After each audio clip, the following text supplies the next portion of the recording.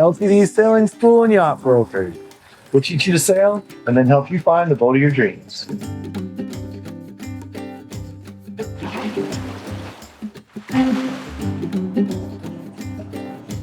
LTD Sailing, living the dream.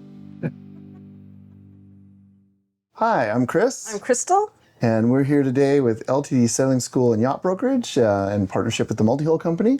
And what are we on board today, Crystal? Well, we're in beautiful Prickly Bay Marina. Yeah, Prickly Bay, Grenada. That's our home. We have a 2008 Admiral 40, only sand. Executive, right? Executive version. Which I think that just is their term for the owner's version. Yes. Mm-hmm. Right? So one side of the hull is dedicated to the owner's version. And it's a nice layout. Yeah. One thing we really notice is the way the huge windows, right? You got the windows on the side and it kind of ties into like a top window. So the lighting in here is really nice. It was super bright coming here, so I had to pull the blind, so it's a little bit off right now. But yeah, beautiful light, open. You know, very great visibility. And then I really like how the edge is open to look down. Yeah, it's into very the, open into concept. Yeah. I feel like it makes the boat feel bigger than it is. It does. So that's kind of a cool feature for it, for sure. What else? They have covers for the windows too. It just, this open concept, this visibility, it really makes it seem really big for a 40-foot catamaran. Just like walking around the boat, I always think about like starting at the back of the boat and just kind of walking around like I do usually. And so, nice dinghy. Brand new dinghy, yeah. Brand new, only, is it even a year old? I don't think Probably so. not. They got it in Martinique. In Martinique. So it's a Highfield, I think it's a 12-foot Highfield with a 25 horsepower Yamaha 4-stroke on the back. 4-stroke, yeah. So plenty of get up and go for your tender. The features I always look for in the dinghies that we have is always, aluminum bottom with the tubes. I just like the stability. I like the lightweight of the aluminum, but I like to have like double floor. And that allows you to run like your fuel lines under the floor, and then to have that forward storage box so that you can put your fuel tank up in that front area. I just like the bottom of the dinghy to be clean, so I don't trip over stuff when I'm getting in and out. Plenty of room to put whatever it is I'm carrying, groceries, provisioning, water, whatever it is. Guests and luggage. It's a great feature. Yeah, Nobody's tripping just over open anything. and usable. Otherwise, they just get too cluttered and too much. So yeah, and we've got nice solar installation in the back. Yeah, so what are the big things that you want in a boat? You want solar, AC. It's got AC throughout. Yeah. It's got tons of refrigeration and freezer. They've got Cold storage is cold really storage good. is crazy. So just go through that cold storage really quick. We've got a Dometic 12-volt fridge freezer. It can be dual zone. It can be all fridge, all freezer, whatever. We've got There's one. a Yeti out there that's doubles as a seat. Yeah. They've got a front-loading fridge and a front-loading freezer that has separate compartments in it. Yeah, those are great. Yeah, I love those. Just allows you to kind of have your stuff organized and know where everything's at, and it keeps the cold in. When And you're looking. bonus, it has ice maker. Has an ice maker. Down below, little plug-in countertop ice maker. Perfect. It has great fans. These Scirocco 2 fans are my favorite. It sounds stupid, but I have favorite fans. They actually move air. They have a little bit bigger fan blades, so there's more surface area. They move more air. Durable. They're great. They're durable. You can't get your fingers stuck in them as easy. They got little grates on them. So yeah, I'm looking at the one over here. It's got the ceiling fans as well. Ceiling fans, I've not been on a lot of boats that have ceiling fans. What about you? I have not been on any boats with ceiling fans, but you know what? When you're out anchor and you have bugs or something, then that shoos all the bugs away, mosquitoes or whatever. Keeps the mosquitoes away, and just nice ventilation, right? I mean, this boat already has nice opening hatches, ports right here in front. Pretty good ventilation just sitting here at anchor. But if I'm wanting to watch movies or whatever here at night, turn on the fan, that's great. And the same outside. This table folds down and makes into a big bed. So you got like a big right day there. bed area. And the TV arm is pretty cool. I always thought the TV arm we designed at home was pretty cool, but this one really cool, right? So it's comes down, it's on an arm, it's like automatic. So you push the button and it just lowers down. Really cool feature.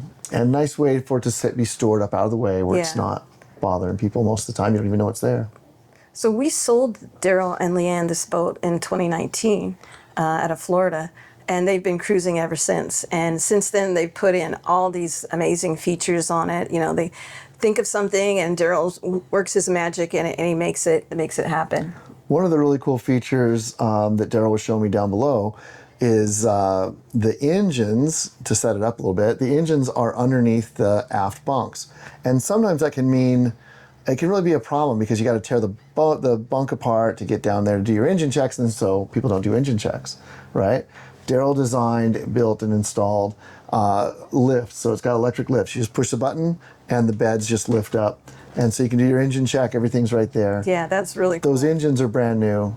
They've got 150 hours was Daryl's guess on them. That's not even like the first oil change. 200-hour service is usually kind of that first service. And by new, we mean 2025. Yeah, Because well, a lot new, of but people also say new, and they're like, what do you mean by new? Like, yeah, well, I rebuilt them with my uncle in the garage under the tree. No, these are actually new engines, and they look great. Everything's fresh. Everything looks really nice. I think a lot of people will recognize this boat because Daryl and Leanne are social butterflies, and they always invite people over. They say they've had 12 people here for Thanksgiving, seating comfortably, and cruising up and down the Caribbean chain. They've made a lot of friends along the way. Yeah. So yeah, and they've been living aboard full time basically since 2019. Since 2019, making their way up and down the chain. So that's great. Well, the Galley, that was one of the things that Leanne said that was her favorite part. And if you look at the pictures, look at the Galley, it is U-shaped, and the stove is sunk down, and it's got a cover on it, so it becomes counter space at that point. Because some of these boats, they have the stove out, and you can't do anything with it. But that becomes counter space. It's got 2 sinks. It's got a faucet that you can take down and With the spray handle. with the spray handle. And I mean, I think one of the things when you talk about, you mentioned just really quick, U-shaped galley. On monohulls, that's a really big deal, right? Because if we're heeled over and sailing at an angle, sailing at a 20-degree angle for days on end, it's critical to have that U-shaped galley or some sort of a setup in the galley where you can brace yourself, where you can actually cook. Everybody thinks, oh, I'm on a catamaran, they don't heel, but they still move, right? And so being able to brace yourself, being able to be kind of secure in the galley when you're doing, critical work, right? Feeding the crew, is really nice having that setup. It's actually, I think, kind of above and beyond. A lot of boats don't do that these days. It's just more like, we just want everything open and, nothing moves. Well, that's great if you're just if you're chartering and you're just stopped. But if you're actually sailing and you're actually underway when you need to prepare meals, that U-shaped galley is a big deal. this boat has a ton of storage. Like everywhere you look, there's a door.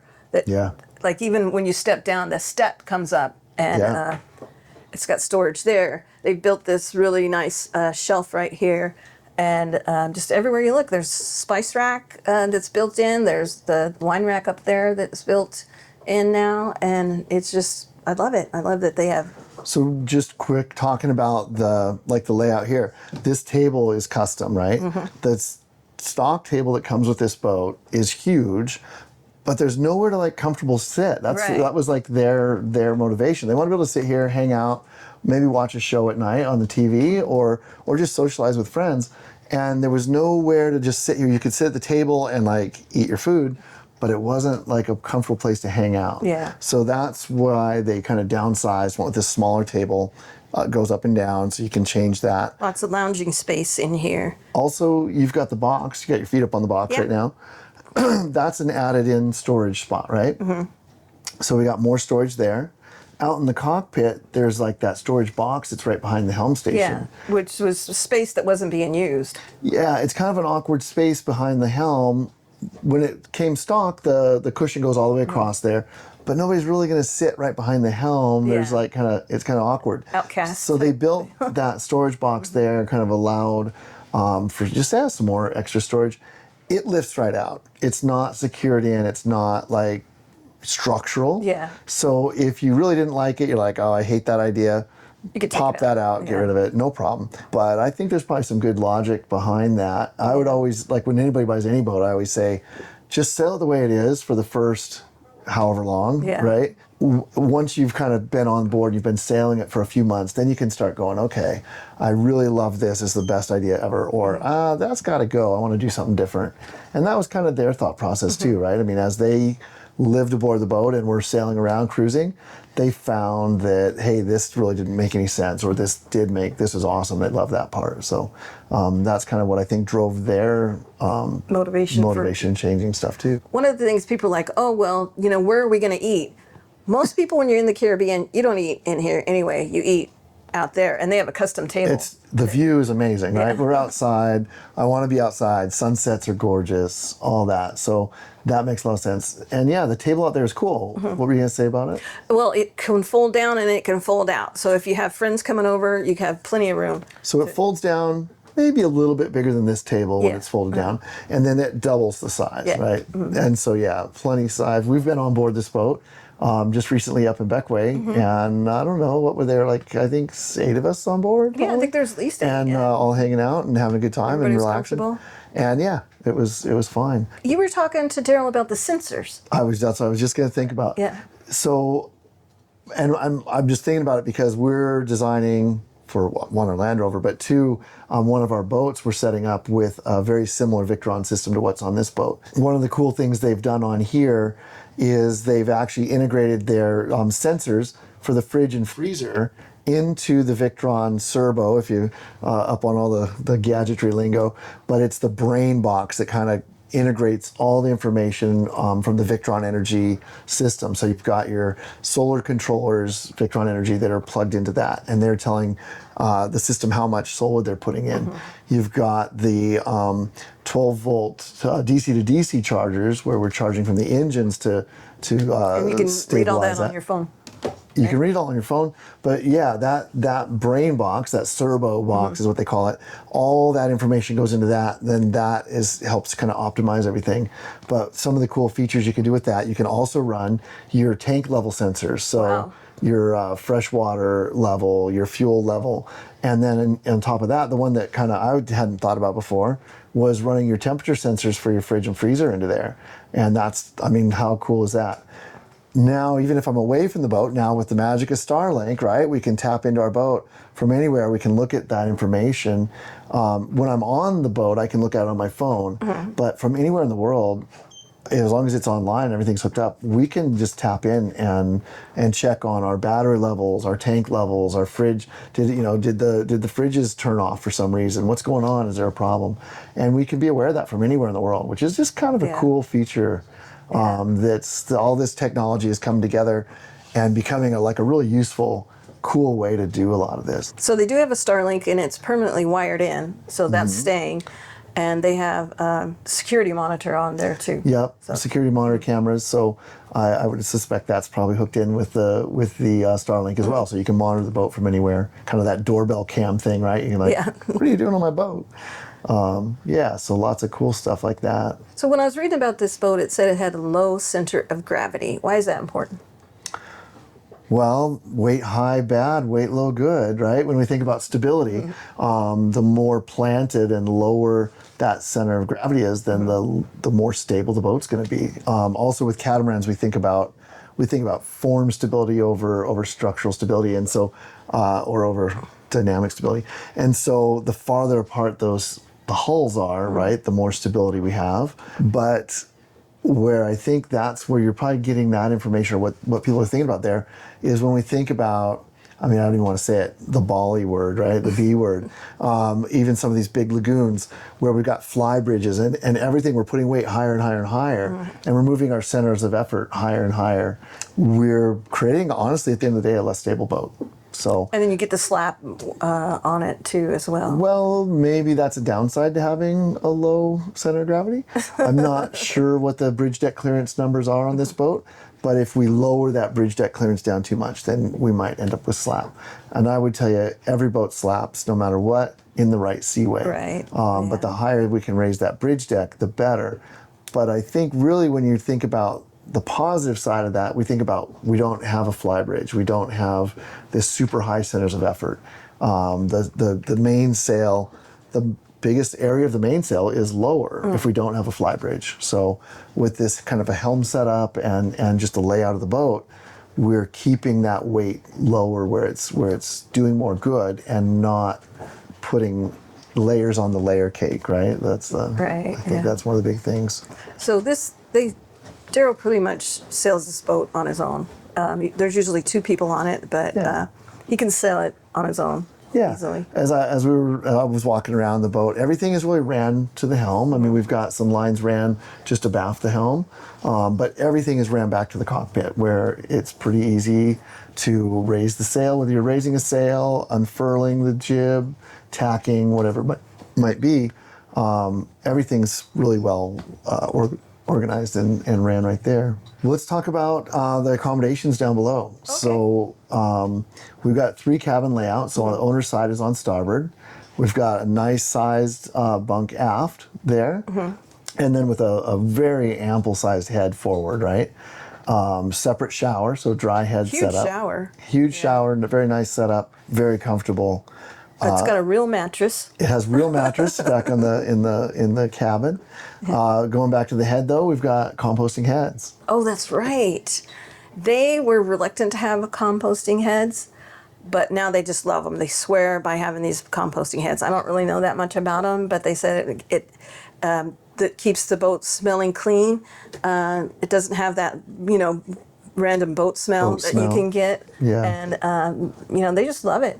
And I think it's it's one of those things that not everybody goes for them, but there are some real serious advantages to them for sure. One, the biggest thing I hear people, especially a lot of people who love the composting heads, we don't have to deal with blocked heads. We probably still have to be a little aware of what we put in the head, because since we're composting, we want it all to be compostable. It separates the fancy ones that separate the urine from the solid waste, and it composts, and basically at the end of the day you can put it wherever it needs to go, in the trash, on an island that needs some fertilizer, toss it over. Not in the U.S., not in U.S. waters. 3 miles out. be aware of over 3 miles out. But yeah, be aware of that. But it's a unique feature. I would tell you, it's one of those things I would definitely give it a try and check it out for yourself, the advantages and disadvantages of that setup. No blocked heads. You don't have to undo all the lines and doing that. So there's you don't have to deal with holding tanks anymore. Yeah. Gives you a lot more storage. And the problems that can happen there. Yeah. So, well, I think in general it's a really solid, durable type of boat. I mean, you can go on these. Well built for sure. Yeah, well built. Admiral South African built boat. Yeah. They have a good reputation. So they built these as the Admirals for years. I'm not sure how many they were put out, but a lot. And then when Admiral went out of business, then there was a new company called Celtic that basically bought the molds. I believe there's not a lot of those out there. They were building like 1 a year. It was pretty low production numbers. But I guess just what my point is, it kind of goes to show that design was it kind of stood the test of time, and it was people really loved it, and it had a lot of advantages to it. People really liked that layout. So even when they quit building the Admirals with this style, they continued that on afterwards. It's got a ton of ventilation. It's got windows here, these windows back here. It's got the huge door right there. The cabins have a lot of ventilation, and the fans and everything. You just get a lot of airflow through here. A lot of airflow. Yeah. All right. Well, she's a great boat. If you have any other questions, anything we didn't cover, let me know. Drop me an email. Check us out, and I'd be happy to help you answer any questions. We can do a live video tour if there's something we missed. You're like, hey, I got to see this. You didn't show me that. We hear that occasionally on these videos. People are like, you're talking too much. I apologize. But let me know. Drop me an email. I'm always happy to talk through the boat and do a one-on-one tour and show you whatever it is you want to see on the boat. Yeah, if you're looking for a nice blue water boat, and it's ready, everything stays on the boat. Boat's ready to go. Yeah. That's a big advantage. Just walk on. Yeah. Literally. Yeah. All right. All right. Have a good day. Thanks for watching. Thanks. Bye.